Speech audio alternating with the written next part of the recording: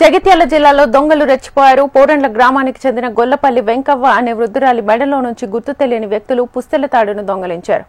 2 తులాల పుస్తెల తాడును తెంచుకుని పారిపోయారని బాధితురాలు కన్నీరు మున్నీరుగా విలపిస్తోంది. వెంకవ్వ తన ఇంటి బయట కూర్చొని ఉండగా బైక్ పై వచ్చిన 2 వ్యక్తులు వృద్ధురాలిని మాటల్లో పెట్టి పుస్తెల తాడును కట్ చేసుకుని వెళ్లిపోయారు.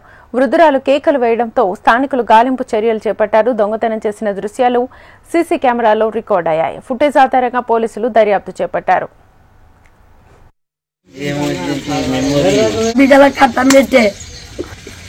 ఏడకు నువ్వు వేడవకు.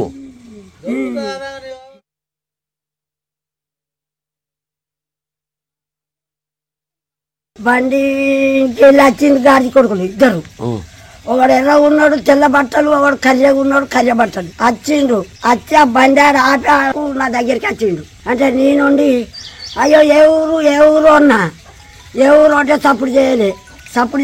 నా దగ్గరికి వచ్చి నిలబడ్డాడు. నిలబడే దూరం నిలబడు, నా దగ్గరికి వచ్చినావు దూరం ఉండు అన్నా. అన్నవాళ్ళే ఆడు ఏమన్నాడంటే నీ కొడుకు రావయ్యేడి, నీ కొడుకు చంద్రయ్యేడి, నీ కొడుకు రావయ్యేడి, నీ కొడుకు చంద్రయ్యేడి. అయ్యో చంద్రయ్య అన్నోళ్ళు నాకు తెలియదు. ఓవలేరు అన్నాడు. ఆ వెనుక నుంచే పేరు కత్తిరించుకొని బండి ఎక్కి ఉరికిండు. పాయలో నా మెడలయ్య చెయ్యి ఎత్తేనే కొట్టుకుంటున్నా. నా పేరు తెంపుకొని ఉరుకుతుండ్రు, పేరు పట్టుకొని ఉరుకుతుండ్రు. 2 తులాల పావులు ఎత్తు.